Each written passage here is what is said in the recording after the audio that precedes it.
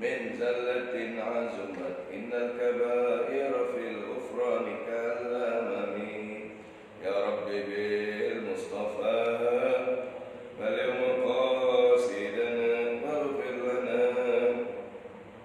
يا واسع الكرم لعل رحمة ربي حين يقسمها تأتي على حسب الإسيان في القسم يا رب بالمصطفى بلغ مقاصدنا واغفر لنا ما مضى يا واسع الكرم اللهم صل وسلم وبارك عليه وعلى آله بسم الله الرحمن الرحيم الحمد لله رب العالمين والصلاة والسلام على رسول الله صلى الله عليه وسلم وعلى آله وأصحابه وجنوده وأنصاره إلى يوم الدين. قال الله تعالى في القرآن الكريم أعوذ بالله من الشيطان الرجيم بسم الله الرحمن الرحيم وقالوا سبحانك لا علم لنا إلا ما علمتنا إنك أنت العليم الحكيم صدق الله العظيم. Yang saya hormati dan yang saya muliakan hadirin sekalian pengurus dan jamaah Masjid Raya Al-Ittihad rahimani wa rahimakumullah. Alhamdulillah hari ini Allah mudahkan kita hadir di masjid tercinta kita tanggal 7 Sya'ban. Benar kan? Benar ya? Semoga penuh keberkahan. Amin ya rabbal alamin. Jangan lupa niat i'tikaf, nawaitul i'tikaf fi hadzal masjid sunnatan lillahi ta'ala ma dumtu fihi. Aku niat i'tikaf di masjid ini karena Allah selama aku masih berada di dalamnya. Baik, kembali kita akan mengambil pelajaran daripada kitab Matan Abi Syuja' Al-Musamma Al-Kitab Al-Ghaya wa Taqrib li Syekhil Mu'allif Al-Imam Al-Allama Ahmad Ibn Husain Al-Asfahani Asy-Syafi'i rahimahullah. Beliau wafat tahun 593 Hijriah. Kita buka dengan Ummul Quran Surat Al-Fatihah dari mu'allif hadzal kitab wa li mu'allimina wa syaikhina wa liman haqqan alaina abaina wa ummahatina wa ajdadina wa jaddatina asna sakit semoga cepat sembuh. Yang punya banyak urusan beres urusannya, minyak harganya turun dan semua barang-barang kebutuhan bisa normal lagi. Al-Fatihah. A'udzubillahi minasyaitonir rajim. Bismillahirrahmanirrahim. Rabbil alamin arrahmanir rahim maliki yaumiddin. Iyyaka na'budu wa iyyaka nasta'in. Ihdinas siratal mustaqim. Siratal ladzina an'amta 'alaihim ghairil maghdubi 'alaihim waladdallin. Amin. Halaman 19. Faslun fil mashi 'alal khuffaini wa syara'itihi. Halaman 19. Fasal yang menjelaskan tentang aturan membasuh sepatu khuf. Mungkin ini sering kita dengar. Gini hadirin, kan cuaca itu berubah-ubah. Kita di Indonesia alhamdulillah cuma 2 musim. Musim panas, musim hujan, musim kemarau. Ada juga lain, musim layangan, musim rambutan, musim durian ya. Karena udah musim dukun. Tapi kalau cuaca cuma 2, musim panas, musim hujan, dan musim kemarau. Cenderung udara di kita stabil. Rata-rata ya paling panas berapa Indonesia? 30 derajat. Paling dingin berapa kita? Jakarta 20. Tidak sampai kali ya, 25. Tapi ada beberapa negara yang cuacanya perubahannya ekstrim. Kalau panas-panas banget, kalau lagi dingin banget, di bawah 0, minus 15 derajat gitu. Minus sekian derajat. Ya kadang kalau dingin banget tuh baju berlapis-lapis, sepatu, kaos kaki juga. Dan kadang-kadang malas buka sepatu. Itu malas. Ya kan? Jadi kalau udah nyaman tuh udah gitu. Nah, Islam ini agama rahmatan lil alamin. Islam bukan cuma agama buat orang Indonesia doang. Islam agama buat seluruh umat manusia. Yang mana di tempat yang lain udara tuh berganti-ganti, di antaranya orang bertemu dengan musim dingin. Kadang-kadang musim dingin yang sangat ekstrim, musim dingin yang sangat ekstrim, sekian derajat gitu. Menggigil orang. Ya, pakai sarung tangan, pakai kaos kaki, bahkan kaos kaki pun dari bahan yang panas, gitu. Ya kan, pakai baju kaos dalam, pakai long john, itu pun bahan yang panas gitu. Nah, di antara aturan Islam ada sepatu namanya sepatu khuf, model sepatu boot lah di atas mata kaki. Sebelum kita baca kitabnya, kita kalau pakai sepatu yang di atas mata kaki, sepatu boot atau sepatu khuf, kalau kita nggak kemana-mana mungkin boleh sehari semalam kagak dibuka sepatu. Pakai sepatu dan jam 6 pagi sampai besok kagak dibuka sepatu. Gitu. Kalau kita musafir 3 hari 3 malam nggak buka sepatu nggak apa-apa. Mungkin bapak yang pernah jalan-jalan ke Turki, kalau ke Turki musim-musim dingin, ya kayak ke Turki mungkin bulan-bulan kemarin tuh, Turki bulan-bulan Desember, ya kan? November, Desember, itu juga Turki dingin salju. Bahkan kemarin di Istanbul salju tebal banget. Ya. Kadang-kadang kita kalau udah kita kan nggak berani, Ustaz, mana ada orang nggak buka sepatu? Berjasa mau gerah banget, Ustaz. Nah, karena di kita kan memang udaranya tropis sendiri. Makanya Imam pengarang kitab memulai kitabnya dengan kalimat Bismillahirrahmanirrahim, wal mashu alal khuffaini jaizun. Kalau kita pengen wudu, kita nggak usah mengusap sepatu khuf, hukumnya boleh. Artinya apa? Boleh kita sehari semalam nggak buka sepatu kalau memang dibutuhkan. Ketika wudu nggak usah buka sepatu, atas sepatu diusap aja. Hukumnya bukan sunnah, hukumnya bukan wajib, hukumnya adalah boleh. Kalau mau, boleh. Kalau mau udah boleh, nggak usah buka sepatu. Contoh nih, saya paling gampang, bapak jalan-jalan ke Turki, keluar dari hotel jam 6 pagi, kan sholat subuh nih kalau musim dingin di Turki jam 7, setengah 7 baru bubar orang sholat subuh. Kadang-kadang kan kita kan jalan-jalan nih, sholat zuhur di jalanan, asar di jalanan, ya enggak? Kan kalau musafir boleh dijamak.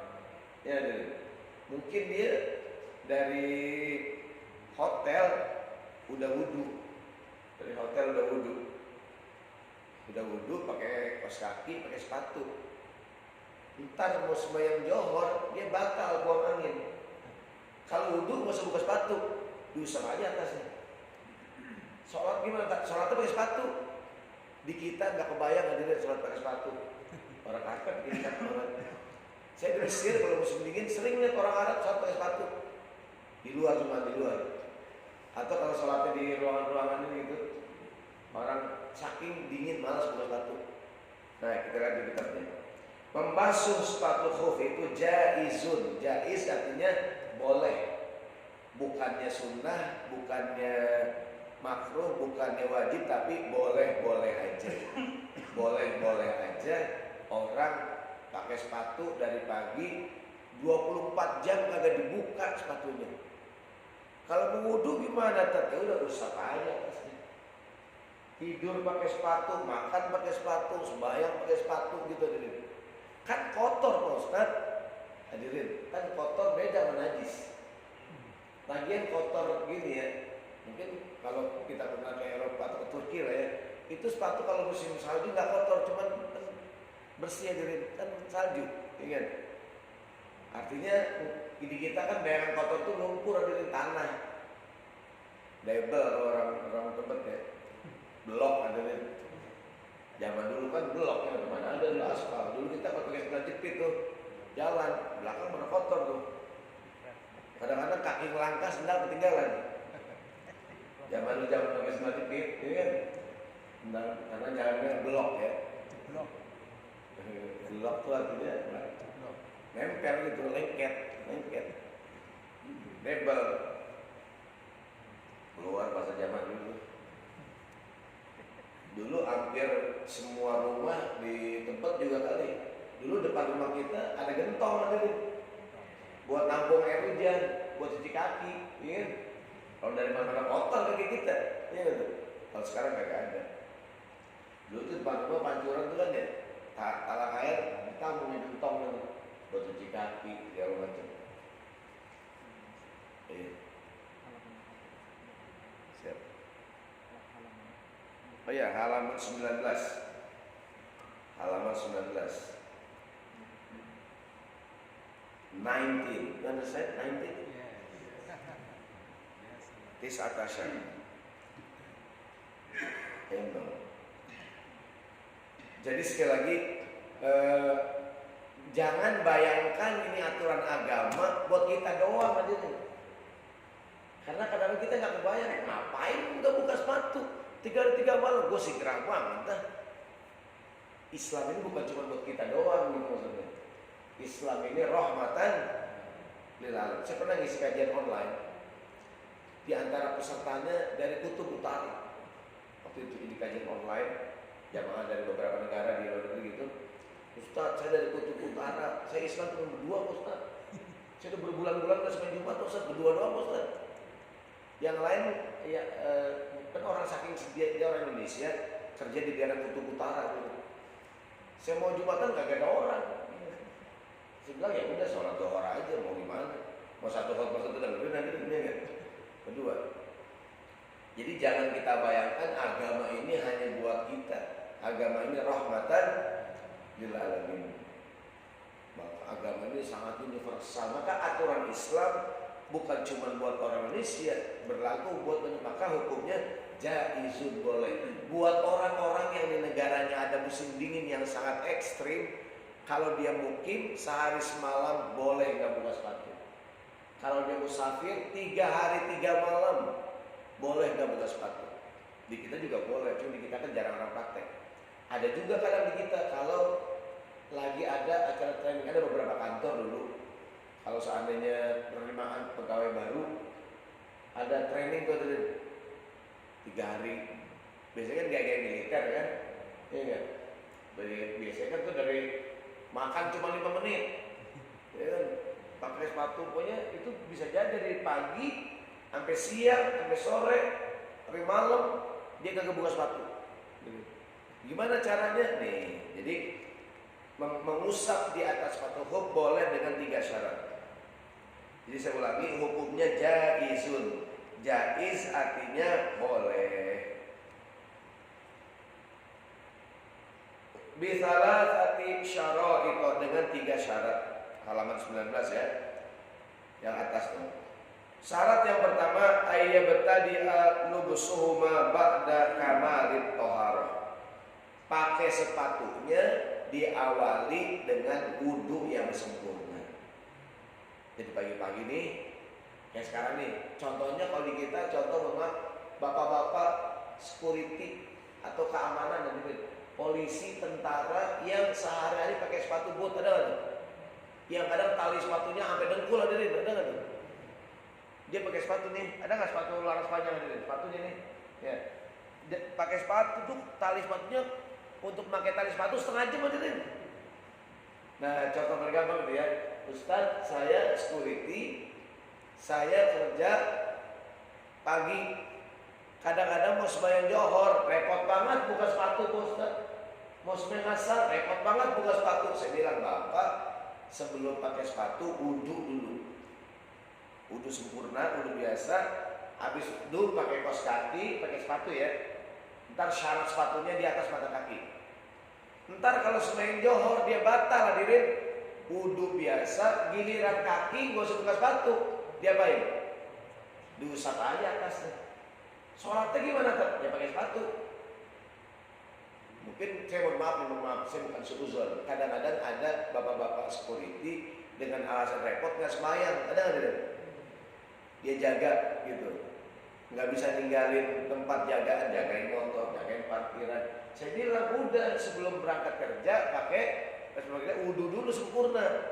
Habis wudu pakai sepatu khuf. Kalau siang-siang sembahyang johor, wudu biasa, pas kaki dia apain? Diusap sepatunya. Gimana sholatnya? Gelar sejadah, pakai sepatu aja udah. Ntar asar begitu lagi kalau dia batal, wudu lagi, sepatu diusap lagi. Maghrib dia begitu lagi, gak usah pakai sepatu, dilap aja gitu. Kalau dia tidak musafir 3 hari 3 malam. 3 malam. Kalau dia musafir 3 malam. Kalau tidak musafir sehari semalam. Itu contoh yang paling gampang tuh. Bapak security ya, kadang-kadang pakai sepatunya ribet ya, ribet. Ada tebak-tebakan binatang-binatang apa yang kalau sekolah selamat dulu gitu. Binatang kaki 1000, pakai sepatunya lama gitu. Kaki 1000 dia. Kita cuma kaki dua-duanya lama, ini kaki 1000 gitu. Sekolah selamat dulu dia. Syarat yang kedua, wa ayyakuna satiroini limahalli huslil fardi minal qadamain. Syaratnya sepatu yang dipakai sepatu yang menutupi mata kaki, di atas mata kaki. Nah, makanya yang paling gampang sepatu boot ya, sepatu security itu tuh. Atau sepatu boot yang tingginya di atas mata kaki. Wah, berarti kalau sepatunya di bawah mata kaki nggak bisa. Kaos kaki bukan sepatu hadirin. Sebagian orang kadang-kadang diusap di atas kaos kaki. Kaos kaki bukan sepatu khuf hadirin. Nih, ntar syaratnya tuh wa ayyakuna mimma yumkinu tatabu'ul masyi alaihima. Syaratnya sepatu khuf mungkin itu sepatu dipakai buat jalan kemana-mana. Ada nggak orang jalan-jalan pakai kaos kaki doang?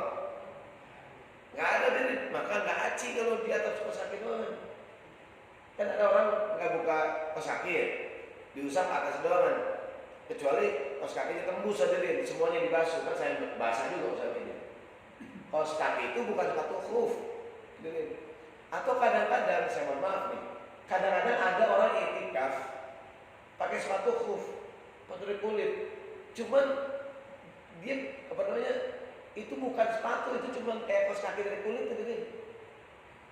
Ada nggak orang jalan-jalan kalau keluar pakai sepatu yang itu? Nggak ada gitu. Pernah nggak bapak lihat di kita kadang iktikaf nih, ada yang kulit ya. Itu bukan sepatu, itu kayak kaos kaki kulit. Karena nggak ada orang jalan-jalan pakai gitu, ada nggak tuh? Dia pasti keluar pakai lapisan lagi kan, maka dianggap bukan sepatu kok. Sepatu itu sepatu biasa kayak kita pakai di luar tuh, sepatu yang bisa pakai mana-mana deh. Yang paling gampang security dah. Security kalau berangkat kerja, wudhu dulu, habis wudhu dia pakai kaos kaki, pakai sepatu. Mau semai johor, kalau dia batal, wudhu, giliran kaki, mau saya buka, cukup dilap atasnya. Kalau nggak kemana-mana, sehari semalam, kalau musafir, 3 hari 3 malam. Gitu. Jadi nggak mesti keadaannya udara dingin, bisanya karena tuntutan pekerjaan. Ada nggak? Ada tuntutan pekerjaan, atau saya bilang tadi, kalau kita jalan-jalan ke Turki, musim dingin, kadang-kadang malas buka nih, dingin. Ya kan, ya udah. Pagi-pagi berangkat dari hotel udah wudhu pakai sepatu dengan syarat sepatunya di atas mata kaki. Kaos kaki sepatu bukan. Karena ada orang yang beranggapan kaos kaki itu bukan, itu kaos kaki bukan sepatu. Tapi kalau sepatunya dibuka batal dia wudhu dari awal lagi. Maunya sepatu yang buka-buka, itu udah nempelan plak gitu. Sholatnya gimana? Ya pakai sepatu. Jangan masuk ke dalam lagi, diomelin sama pengurus Ittihad. Mungkin mohon maaf ada bapak security ini tugas di luar dia bersolat, udah nggak usah pakai sepatu, dia lap aja. Di mana ya? Di belakang hadirin. Di belakang yang kira-kira boleh nginjak sepatu, ya nggak? Gelar sejadah buat sujud udah gitu. Karena ada beberapa orang milih nggak sembahyang dengan alasan ribet, ada nggak ribet? Ya nggak? Dengan alasan, saya pernah waktu itu di salah satu kantor, ada komandan security nanya, Pak Ustadz, anak buah saya beberapa kali Jumatan nggak sholat Jumat. Kenapa Pak? Ya kan dijagain Pak Ustadz. Dia jagain motor, jagain parkiran. Ya nggak? Saya bilang gini aja, di wudhu ya tadi saya ceritain, giliran mau sholat zuhur, sholat Jumat, sholat aja di mana dia ada. Minimal walaupun tidak mendengarkan khutbah, dia ikut sholat, nggak usah pakai sepatu. Sholat pakai sepatu boleh nggak dia? Boleh. Jangan dalam masjid lebih baik di luar dia pakai sejadah buat sujud gitu. Nah itu kembali kepada keimanan masing-masing. Karena kadang-kadang orang lebih milih sembahyang, ya kan? Padahal dia jagain, kadang-kadang jagain masjid hadirin. Kadang-kadang jagain masjid, masa nggak sembahyang? Ustadz, saya lihat itu di Masjidil Haram banyak askar-askar nggak sembahyang, Ustadz. Iya kan? Ada yang jagain imam, ada dia sholat kita sholat 5 waktu gantian gitu. Itu katakanlah ada alasan keamanan, ya kan? Karena dengan alasan keamanan kadang-kadang imam di Masjidil Haram jagain kan, ada tentara di depannya, ada polisi. Baik. Wa yamsahul muqimu yauman wa lailatan. Kalau dia mukim sebenarnya bukan musafir, maka boleh nggak buka sepatu sehari semalam 24 jam. Wal musafiru thalathata ayyamin bilayalihinna. Kalau dia musafir 3 hari 3 malam nggak usah buka sepatu. Wa btida'ul muddati min hini yuhdits ba'da lubsil khufain. Ngitung 3 hari bukan sejak dia pakai sepatu, sejak wudunya batal. Saya nih subuh-subuh tadi saya wudu sempurna. Saya pakai kaos kaki, saya pakai sepatu yang dengan kaki. Sembahyang subuh sepatu saya nggak buka, saya pakai. Ketika menjelang sholat zuhur, wudu saya batal. Mulai ngitung 3 hari dari zuhur, bukan dari subuh. Bukan sejak dari pakai sepatu, tapi sejak wudunya batal. Siapa tahu saya nggak batal dari subuh sampai asar gitu. Maka ngitungnya mulai asar, gitu. Mulai asar. Wa in masaha fil hadari thumma safara aw masaha fis safari thumma aqama atamma masha muqimin. Kalau dia pakai sepatu khufnya dalam keadaan mukim kemudian musafir, atau dia musafir kemudian mukim, maka yang berlaku hanya sehari semalam. Aturan orang yang mukim. Wa yabtulul mashu bi thalathati asya'. Aturan ini batal dengan 3 hal. Yang pertama bikhalqiha, sepatunya dibuka. Kalau sepatunya dibuka udah nggak berlaku lagi aturan ini. Wan qida'ul muddah, atau udah habis, udah sehari semalam, udah 3 hari 3 malam, ya udah. Yang ketiga wa ma yujibul ghusla, dia melakukan hal yang mewajibkan mandi wajib. Dia pakai sepatu khuf, ngimpi dulu berdiri. Dia harus mandi ya, buka sepatunya.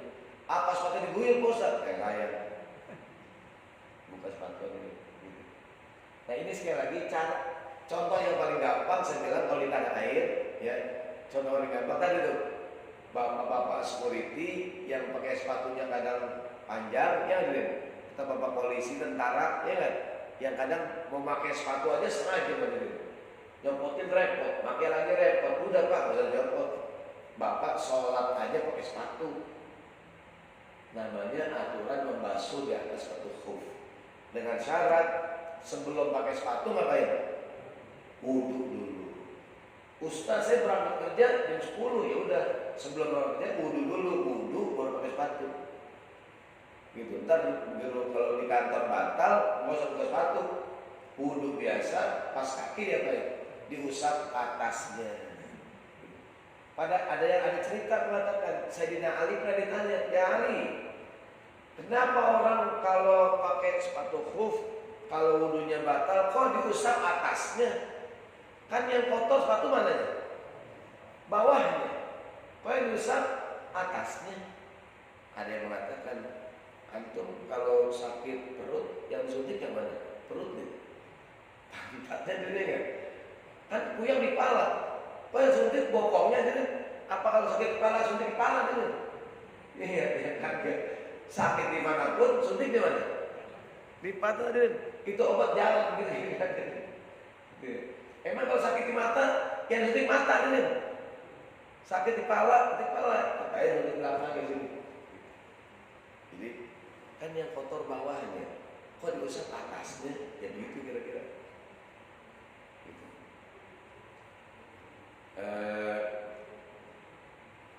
Ada tuh kalau di orang Arab, di Mesir banyak negara Arab, orang tuh banyak nggak buka sepatu, jadi biasa masuk dalam rumah pakai sepatu, walaupun banyak karpet gini, karena emang agak kotor gitu. Di Mesir itu hujan jarang. Sepengalaman saya di Mesir, mungkin setahun di Kairo ya, mungkin setahun hujan cuma 3-4 kali nih. Maka kadang-kadang kita dengar berita di Saudi ada air banjir. Saya bukan banjir, di sana kagak ada gorong-gorong ada. Jadi begitu hujan air jalanan udah. Jadi nggak ada. Bagi kita kan banyak gorong-gorong. Di sana kagak ada, di Mesir kagak ada tuh gorong-gorong pinggir jalan, kagak ada got-got. Maka kagak ada hujan nanti. Kalau pernah ada ya got di tanah buat buangan saluran dari rumah-rumah gitu. Kita tidak menemukan orang menyebut di got tadi. Emang kagak ada got, emang kagak ada hujan. Gitu. Ada kisah lucu waktu itu ada jamaah umroh. Dari umroh dia ke Mesir. Waktu itu saya ingat di depan museum tuh di Kairo ada museum, ada pohonan. Tiba-tiba gerimis aja. Orang Arab, orangnya kalau gerimis pada keluar aja. Kalau gerimis nih pada keluar begini. Iya. Nah orang kita kan refleks. Kalau gerimis hujan pada mana? Neduh di mana dia? Dibuat itu pohonan berbulan-bulan nggak kena air, berdebu ada nih. Begitu kena air turun, airnya kotor ada nih. Jadi ini air hujan nih kena pohonan, di pohon banyak debu ya. Begitu turun ke bawah airnya kenapa tuh? Kotor. Orang Indonesia udah kotor aja di sini. Ini air apa nih? Kok begini hujan? Ini pak ini debu bertahun-tahun, ini berbulan-bulan gitu. Orang Arab justru kalau hujan mana tuh? Luar. Saya kadang cerita tuh awal-awal di Mesir, orang Arab nanya, di negara kamu ada hujan nggak? Saya bilang hujan di negara tiap hari 3 jam. Wallahi. Iya, saya bilang negara saya hujan berjam-jam. Udah kelebu. Karena dia nggak ada pengalaman hujan aja nih. Jadi silakan sampai sekarang nah, ya kan jarang ada hujan di Mesir, pengalaman itu gitu, jarang ada hujan. Maka tadi kadang-kadang aturan agama ini jangan dipikirin cuma buat kita doang gitu. Agama ini rahmatan. Maka kadang-kadang kalau ada beda-beda pendapat hal-hal yang kecil, ya apalagi terkait dengan budaya ini saling menghormati. Di Indonesia ada budaya di kita. Kalau ada bayi lahir, hari-hari dia apa yang bubur ya, kain kendi, kain putih, dikasih asem, pulpen, biar kita nulis. Dipendem hadirin pakai lampu. Itu cuma budaya doang hadirin. Aturan Islam nggak ada. Di orang Islam di banyak negara itu cuma budaya di Indonesia itu pun di Pulau Jawa kali. Di Sumatera ada nggak begitu? Ada juga. Jadi kalau ada bayi lahir, hari-hari benar hari. Dibungkus kain putih, kadang masukin kendi, dipenuh di tanah, dikasih lampu sama peluk ayam, ada ember. Supaya kenapa gitu? Itu adat doang. Gitu. Maksudnya enggak juga kagak apa-apa gitu. Cuman kalau dianggap itu adatnya ya silakan aja. Saya pernah waktu itu anak saya lahir di Indonesia di rumah sakit di dalam. Nah, saya kan dikasih tahu dokter, Pak, ini hari-hari anaknya. Udah malam hadirin. Saya pulang kan, saya taruh kulkas. Harus saya ngantuk hadirin, saya taruh kulkas aja lah. Ya, maksudnya besok saya mau kuburin gitu kan. Ya taruh kulkas. Mertua saya datang, Roni, ini apa nih? Diomelin saya. Hari-hari saya kubur. Pernah tuh di Mesir itu ada orang Indonesia juga melahirkan. Dia nanya ke dokter mana hari-harinya, itu di tempat sampah. Karena dokter Arab itu dibuang aja, dibuang. Oh buat apaan katanya? Buat apaan? Mungkin dia pengen budaya di Indonesia mau dikubur, itu tempat sampah. Oh buat apaan? Mau dimakan. Jadi banyak hal-hal yang budaya gitu. Ya kalau budaya saling menghormati aja gitu. Jadi udah Ustaz gimana adat istiadat boleh dijadikan sumber hukum selama tidak bertentangan dengan syariat Islam. Kalau bertentangan nggak usah. Gitu. Ustaz boleh nggak saya nikah pakai baju adat? Boleh-boleh aja gitu. Yang penting nutup aurat. Kalau pakai baju adat orang Papua yang cuma diundang jangan gitu. Yang salaman bingung nyenggol kan. Gitu. Ini baju adat buat nikah boleh nggak? Boleh gitu. Tapi nutup aurat gitu. Kan kadang-kadang orang sehari-hari pakai baju muslimah. Pas di pengantin baju adat kemben, terus ini. Ya enggak? Udah ruangan AC kedinginan pengantin ada geget. Jadi artinya adat istiadat boleh nggak dipakai? Boleh gitu. Ustaz saya nikah pakai adat Jawa silakan. Ustaz saya nikah pakai adat Betawi silakan. Adat Betawi kalau Ustaz pakai roti buaya tak gimana tuh boleh-boleh aja. Dulu roti buaya itu katanya orang punya keyakinan ya. Dulu kan roti buaya nggak bisa dimakan aja dipantek depan rumah. Ya, katanya buaya itu simbol kesetiaan. Karena buaya kalau di air itu nggak pernah ganti pasangan. Naik ke darat baru berubah. Bapak orang panggil buaya darat. Buaya selama di darat, selama di air setia. Udah naik ke darat berubah, maka dipanggil buaya darat. Itu sih. Nah hari ini roti buaya hadirin dimakan hadirin. Dulu roti buaya gede, sekarang roti buaya kecil hadirin, cicak kan tuh. Kadal bukan buaya hadirin, pada kecil banget ya. Itu adat istiadat. Dulu kan orang kagak dimakan roti buaya, udah mahal dibuang. Belum lama boleh berubah roti buaya, cuman agak rasanya keras. Makin kemari hadirin roti buaya ada nggak rasanya? Mana kan bisa dimakan hadirin. Pinter sekarang saya. Jadi adat istiadat itu boleh-boleh aja. Orang nikah pakai adat Jawa, adat Sunda, adat Melayu, adat ini, adat itu silakan. Kan tiap daerah ada budaya masing-masing selama tidak bertentangan dengan aturan Islam. Jadi yang dilarang adalah hal-hal yang bertentangan dengan agama, adat istiadat. Baik, kita kembali. Jadi udah jelas kira-kira aturan pakai sepatu khuf ya. Dan kita boleh mempraktekkan. Yang paling gampang kalau kita musafir katanya. Ustaz saya musafir dari sini, saya mau ke mana nih? Saya mau ke mau ke Surabaya. Ini kan. Ya udah, Bapak sebelum berangkat pagi-pagi wudhu sempurna. Sepatu dah, sepatu cantik kaki ya. Ntar perjalanan kayak semai Johor, batal, wudhu biasa, sepatu dilap aja. Jangan buka sepatu. Mungkin sholat di mana ya, gitu kan? Kalau masuk mesin itu mesti dibuka, batal berarti. Dengan syarat sepatunya jangan dibuka. Kosong jamaah takdim. Ya udah dia nggak buka sepatu, maghrib gitu lagi, nggak usah buka sepatu, malas buka sepatu. Ini kan? Dan sekali lagi mungkin di kita kurang kebayang karena di kita gerah gitu ya, gerah. Tapi sekali lagi yang paling gampang tuh kalau jalan-jalan ke Turki yang ada musim dingin, salju, karena malas buka sepatu dingin. Atau tadi bapak security yang sepatunya repot itu udah nggak usah buka sepatu, sholatnya buka sepatu. Baik, udah kelar kita ngomongin masalah sepatu. Sekali lagi, kaos kaki itu bukan sepatu khuf. Atau kadang-kadang ada orang di masjid i'tikaf pakai khuf ya. Cuma kan dia nggak mungkin jalan-jalan sepatu dengan pengertian sepatu itu sepatu biasa gitu. Yang kita nggak buka. Kayak tadi saya bilang orang Mesir tuh kemana-mana ada pakai sepatu, masuk rumah pakai sepatu. Jadi sepatu jarang dibuka. Kan kita orang Indonesia kadang buka sepatu, kan masuk rumah orang buka sepatu, gitu kan. Ada warung di toko di kita. Kalau masuk buka sepatu kayak musola tuh. Masuk toko buka sepatu kayak musola. Baik, berikutnya.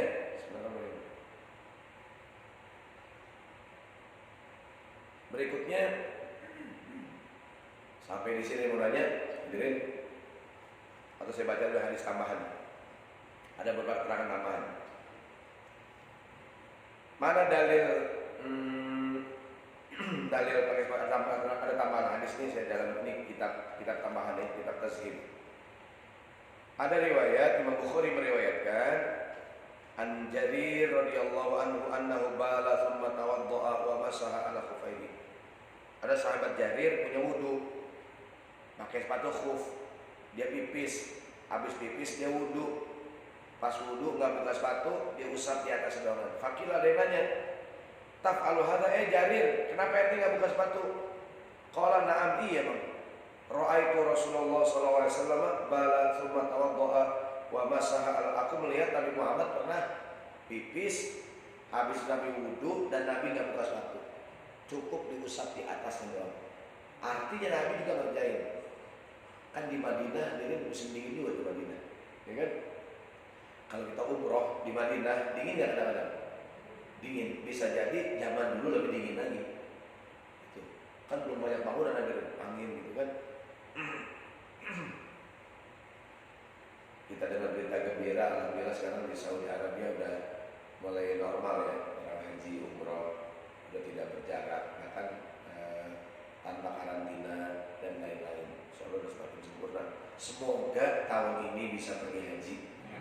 Kesian udah 2 tahun dari orang nggak berangkat. Yang mau umroh juga sekarang udah semakin mudah peraturan. Semoga yang belum umroh juga bisa umroh. Kemudian ada dalil yang lain. Tadi kan syaratnya sebelum dia pakai sepatu wudhu dulu. Ada hadis dari Mughirah bin Syu'bah, kuntu ma'an Nabi, kata Mughirah, aku pernah bersama Nabi. Dzata lailatin fi masirin, aku pernah musafir bersama Nabi. Kata siapa? Kata Mughirah bin Syu'bah. Fa'afrahtu alaihi minal idawa, aku siapin air buat Nabi wudhu. Sahabat tuh berkhidmat buat Nabi. Nabi mau wudhu, Nabi mau keperluan, dilayani. Bukan karena Nabi seorang pemimpin dilayani, bukan, tapi karena tabarukan, mengharapkan keberkahan. Namanya tabaruk, ada dalam surat tabaruk. Kalau bahasa kitanya ngalap berkah dulu, ngalap berkah, tabaruk dulu. Orang-orang zaman dulu tuh yang rumahnya dekat dari masjid kayak gini, lihat. Itu orang-orang zaman dulu seneng kalau habis sholat Jumat khotibnya dimampirin ke rumah dia gitu. Pak Ustadz, ntar habis sholat Jumat tolong khotibnya sama beberapa pengurus ke rumah saya, makan siang ke rumah saya. Ngapain Pak Haji? Saya pengen dapat berkah gitu. Dapat berkah. Jadi rumah kemarin dekat dari masjid. Kayak saya pernah tuh di masjid kantor sekarang BSI Tamrin ya. Di Sabang tuh ada Natrabu, hotel, restoran Natrabu ya. Datuk saya pernah udah almarhum. Dia waktu itu bilang sama pengurus masjid di BSI, dulu BSM, pokoknya semua khotib yang khotbah di sini habis khotib makan di Natrabu bersama pengurus. Biasanya terus makan habis khotbah diajak 3-4 orang lagi. Saya tuh nggak tahu diri. Saya nggak tahu mana bisa beli. Ustaz makan Ustaz di mana? Di Natrabu. Yang saya tahu Natrabu harganya lumayan mahal lagi nih. Ya, jadi pas makan saya tahu diri. Makan tak? Enggak, saya udah cukup dah. Saya kira ayam atau diri ayam udah saya gitu doang dah. Saya pikir kan mahal gitu ya kan. Cuma saya lihat yang lain udah makan banyak kata diri. Ambil aja. Saya kan tahu diri ya. Udah saya makan pulang Ustaz. Tadi gratis Ustaz. Lo nggak pernah bilang kan? Lo nggak bilang yang jual. Bilang tahu di dalam dong. Ini ya. Saya baru tahu gratis aja nih. Itu panas ini. Saya pernah ketemu beliau masih ada gitu. Sampai beliau menjelang beliau lagi sakit, berwasiat mana anaknya. Kalau ayah nggak ada, kebiasaan ini rusin. Nah akhirnya beliau almarhum nggak ada, anak-anaknya rusin. Setiap ada khotib yang sholat di situ, diajak. Saya kadang-kadang, Ustaz, ayo kita makan. Pak saya buru-buru Pak, Bapak aja dah. Ustaz, kuncinya Ustaz katanya. Kalau Ustaz kagak makan, kita kagak makan, kita malu Ustaz. Ya, oke lah saya makan aja. Supaya kalau Ustaz datang kan enak kalau Ustaz ini. Kalau kita doang nggak bisa Ustaz, nggak ada kuncinya. Nah, itu bagus bagi dia, kalau dia mengharapkan keberkahan. Kan nyari berkah gitu. Ya.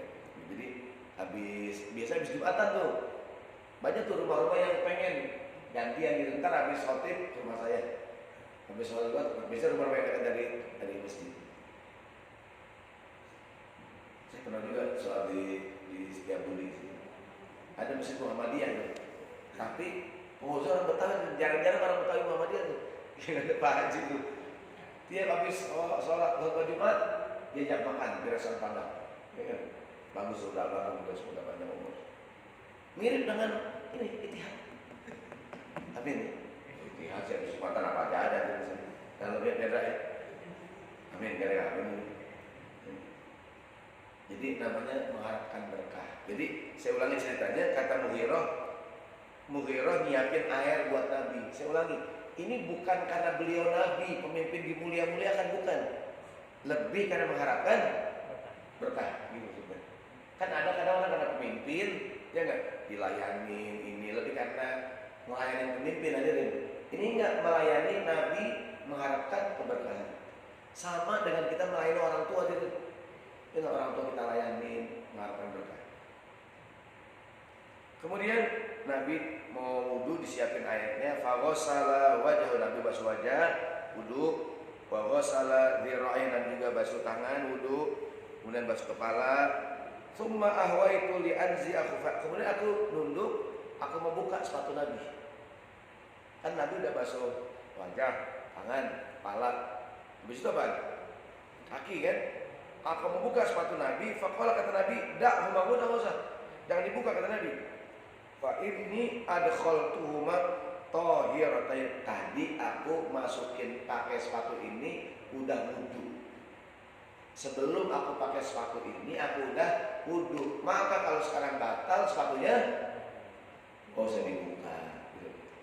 Bahkan ini sahabat ingin bukain sepatu Nabi. Saya ulangi, bukan karena Nabi itu pemimpin yang harus dilayani, bukan, lebih karena mengharapkan berkah, keberkahan. Al ilmu bit ta'allumi wal barakatu bil khidmah. Ilmu didapat dengan cara belajar, keberkahan diraih dengan cara melayani. Saya ulangi, al ilmu bit ta'allumi wal barakatu bil khidmah. Ilmu didapat dengan cara belajar, keberkahan diraih dengan cara melayani. Dulu zaman kita kecil aja kan, kita ngaji sama guru kita ya, apa itu? Nimba dulu ya nggak tuh? Dulu kan kolam guru kita timba, itu kan nimba dulu. Nimba dulu, rumah guru kita sapuin, ya nggak jadi. Anaknya kita, kenapa begitu? Pengen berkah gitu. Harapkan keberkahan gitu. Jadi ilmu didapat dengan cara belajar, keberkahan diraih dengan cara melayani. Dan melayani bukan sebuah kehinaan, dia kemuliaan. Melayani orang. Besok di Ramadan nanti. Pernah nggak Bapak punya pengalaman lagi umroh di Mekah, Masjidil Haram dan Masjid Nabawi, Masjid Nabawi, hari Senin, Kamis. Walaupun orang nggak puasa dari Kamis, menjelang maghrib banyak orang bagian minuman, ada nggak? Bagian roti, gelar karpet itu kan, bagian roti, bagian kopi, segala macam. Dia berkhidmat, berkhidmat. Atau kadang-kadang kalau lagi di Masjid Nabawi ya, di Haram jarang tuh. Masjid Nabawi habis sholat maghrib menjelang isya, ada nggak pengajian tuh? Ya kan, di Masjid Nabawi kan orang pada ngeriung gitu. Kadang-kadang ada yang bagian kopi gitu. Ada yang bagian kopi itu berkhidmat aja gitu. Ini dia bawa ketel dari luar kan, dituangin orang itu berkhidmat. Dan berkhidmat itu sebuah kemuliaan dan mengandung banyak keberkahan dan menghilangkan kesombongan. Kalau kita merasa sombong, layanilah orang lain. Karena orang yang sombong nggak mau melayani orang lain. Orang yang sombong maunya dilayani. Kayak pernah saya bilang tahun 2016 ya, 17, untuk saya ke Jerman tuh di Hamburg ya. Di Hamburg tuh banyak perawat-perawat, ada di situ atau perawat-perawat. Ibu-ibu perawat pada ngaji. Kok bisa di sini Bu? Dulu zaman Bung Karno ketika Jerman kalah perang, Bung Karno banyak mengirim perawat-perawat merawat tentara-tentara Jerman yang pada sakit karena perang dunia kedua ya, kalah perang. Kenapa? Karena orang Jerman nggak mau jadi perawat. Kan mereka bangsa Arya yang merasa paling mulia gitu. Pekerjaan itu nggak mau mereka merawat orang gitu. Dan bahkan didatangkanlah perawat-perawat dari tanah air, dari Bung Karno itu ngirim kami para perawat untuk menolong Jerman yang kalah perang waktu itu. Bantu merawat udah bertahun-tahun, sekarang mereka masih panjang umur ya, ada. Jadi melayani itu mengandung keberkahan, kemudian juga menghilangkan kesombongan. Kalau kita merasa sombong, layani orang lain. Kita yang bagi minuman, kita yang begini. Karena ada orang yang merasa kalau jadi pelayan itu hina gitu. Jadi melayani itu bukan sebuah kehinaan dan sebuah kemuliaan. besok Ramadan ya, ada orang buka puasa di masjid ya, kita bawain makanan, kita bagiin, nanti gitu. Saya pernah juga sama di negara Arab, saya pernah di Dubai ya, di Abu Dhabi, Ramadan di Abu Dhabi. Sama mirip-mirip di Mekah. Jadi menjelang maghrib nih orang tuh pada gelar di samping-samping toko tuh gelar namanya kayak tikar gitu kan. Itu semua orang berlomba-lomba, ada yang bawain susu, ada yang bawain yogurt, ada yang bawain roti, ada yang mau jadi makanan numpuk tuh dari satu orang. Dia ngasih pulang, kasih ke melayani. Nah besok mudah kita tidak hanya semangat buka puasa di Ittihad, yuk banyak makanan, tapi kita bawa makanan hadirin. Gitu. Namanya berbagi pada orang lain. Semoga ada rezekinya. Amin.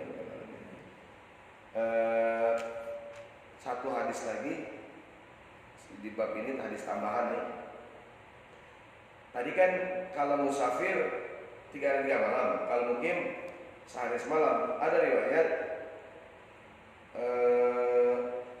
dari Syuraih bin Hani berkata, Ataitu Aisyah aku mendatangi Ummul Mukminin Aisyah. As'aluha 'anil masih, aku bertanya kepada Aisyah tentang hukum membasuh khuf. Qalat Itti Aliyan, kata Aisyah, kalau tanya Mas Sayyidina Ali, dia lebih tahu. Fa innahu a'lamu, karena dia kan laki-laki. Tanya sama Ali aja dah, jangan sama saya, dia lebih paham dari saya, kata Aisyah. Jadi kalau ada orang yang mengatakan Ali dengan Aisyah bermusuhan, enggak gitu. Bisa jadi ada fitnah, ya gitu. Sehingga kesannya Ali dengan Aisyah berperang, ya gitu. Ya kan? Padahal aslinya ini ada yang nanya Aisyah, kata Aisyah, jangan nanya saya, tanya Mas Sayyidina Ali, lebih tahu dibandingin saya. Kemudian kalau Yusuf, karena Ali banyak pergi musafir sama Nabi, tanya beliau. Kemudian fasa'altuhu, kata Syuraih, aku tanya Sayyidina Ali. Faqala, kata Sayyidina Ali, ja'ala Rasulullah sallallahu alaihi wa layalihinna lil musafir wa yawman wa yawman, kata Nabi buat yang musafir mengatakan 3 hari 3 malam, buat yang mungkin sehari semalam. Yang cerita Sayyidina Ali. Tapi juga pelajaran tadi kadang-kadang kalau ada orang yang mengatakan antara Aisyah dengan Ali ribut aja nih, ini buktinya enggak. Ya, kata Aisyah, tolong tanya Mas Sayyidina Ali, dia lebih sering jalan-jalan Nabi. Kalau aku jalan-jalan, gitu kan? Nah, ditanya. Nah, jadi kadang-kadang sejarah ada orang kan gini, sejarah tergantung siapa yang nulis sendiri. Ya enggak? Kalau orang pro-nya ke sono, nulisnya begitu. Pro-nya ke sini. Jadi kalau beli buku sejarah, lihat siapa yang nulis gitu. Ya enggak? Kalau yang nulisnya orang punya kecenderungan Syiah, Khawarij gitu kan, cenderung menyalah-nyalahkan para sahabat. Jadi kalau kita beli buku sejarah, lihat siapa yang nulis. Karena kadang penulis kan menceritakan apa pemahaman dia. Wallahu a'lam bishawab. Demikian, semoga bermanfaat.